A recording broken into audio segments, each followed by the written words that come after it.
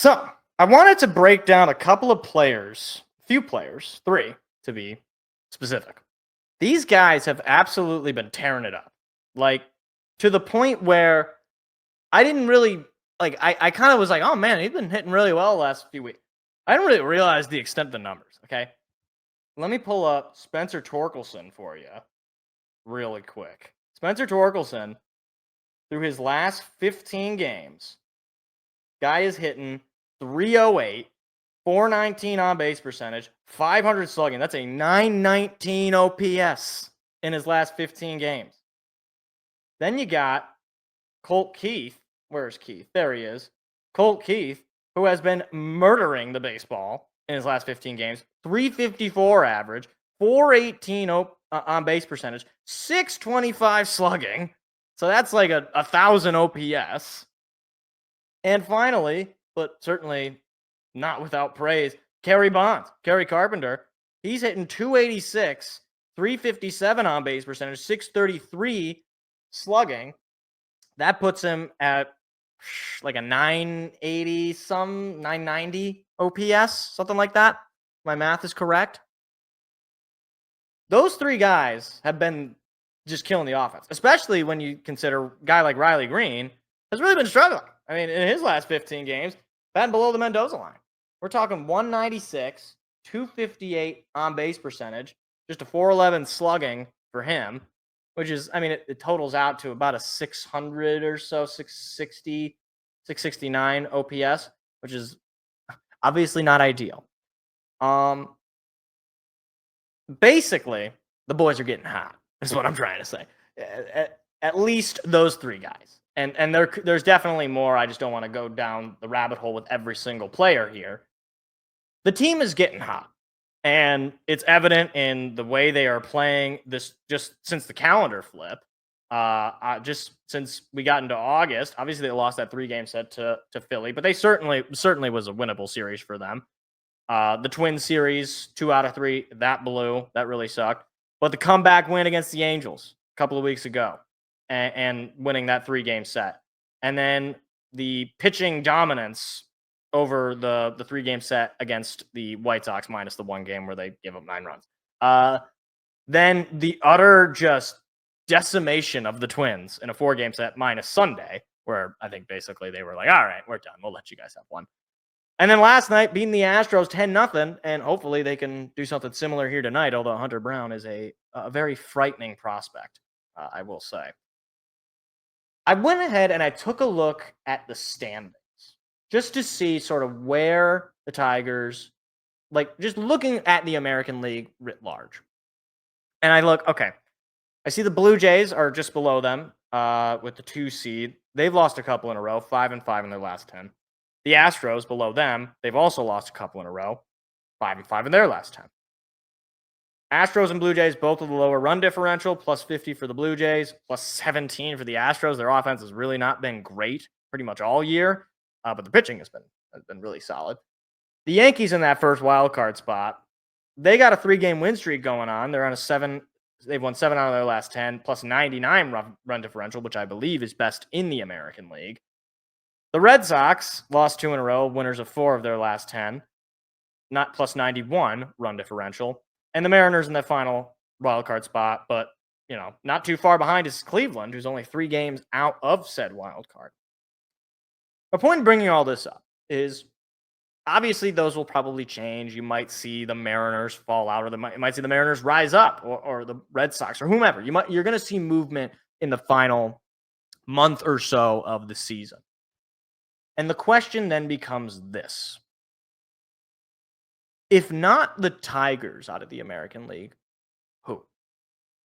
Because especially after the trade deadline, especially after that skid and during that skid, a lot of Tigers fans, and I'm not going to say that I was not concerned, there was this sense that, okay, the Tigers, they feel like no pun intended, they feel like a paper tiger. They got off to a really hot start, but they don't really have the talent. They don't have the superstars. Like, they're not like these other big teams like, I don't know, the Yankees or the Blue Jays or the Mariners who went out and had a great trade deadline. I even said I really like their trade deadline. They went out and they got a couple of bats. But they've lost 3 in a row. And they're just 3 games ahead in that wild card spot. And the Tigers very well could end up with that number 1 seed. And at home, Tigers 40-24. Okay? So that means with a home field advantage, it treats them very well, basically. And look, you want to say the Tigers aren't good enough to beat LA, fine. You want to say they're not good enough to beat the Phillies or the Brewers, okay, fine. I'm not. We'll see. There's no way for us to know that until it happens or doesn't happen.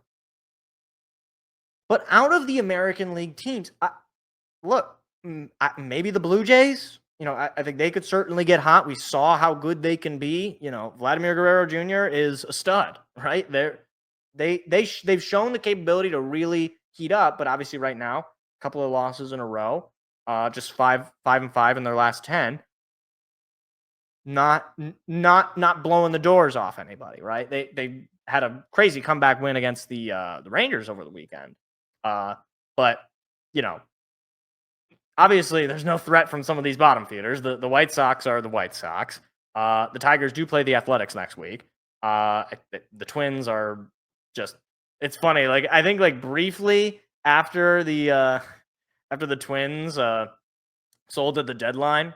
And then they won that 2 out of 3 set against the Tigers. It was like, oh, are they doing the same thing the Tigers did where they sold, but they just suddenly got really hot? And it's like, no, not at all. Basically, no, essentially. But yeah, obviously out of the National League, yeah, the Mets are kind of struggling, but they're starting to heat up maybe potentially again. The Cubs are good. The Brewers are good. The Phillies are good. The Dodgers are good. The American League, look, the Tigers upgraded their pitching staff, and pretty much, with the exception of maybe you could say Chris Paddock or Montero, pretty much all those acquisitions, those small moves, those non-big splash moves, they've made positive impacts. I mean, like it or not, Charlie Morton has been solid. Kyle Finnegan has been excellent, like to the point where like this guy is essentially our closer and has really helped solidify the bullpen. Even Montero had his moment, last week.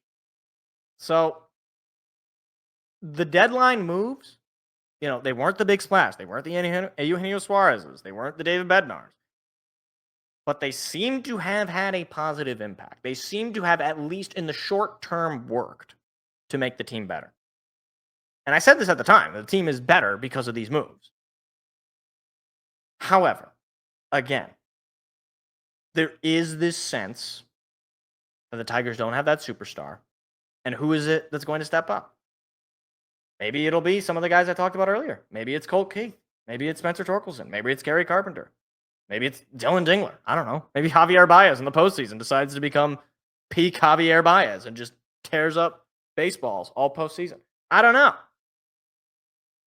But look, the question is, if the Tigers are not the team out of the American League to beat, like the team that would be favored to make the World Series, then who? I can think of maybe 2 teams. Maybe the Blue Jays, maybe the Yankees, maybe even the Mariners. They start to, get it together because I think they did make a good, make some good moves at the deadline. But man, like we're in a spot here, and especially obviously if the Tigers are beating teams like the Astros, it's going to give you all the more confidence going into that playoffs where the Tigers. This was around the time the Tigers got hot last year. And we know what happened then. They made it to the ALDS and were 1 win away from an ALCS. This is a Tiger team that now has a little bit more experience, a little bit more pedigree. I'll just say this. Worse teams than this Tiger team have made the World Series. Certainly. I think there's no debate on that.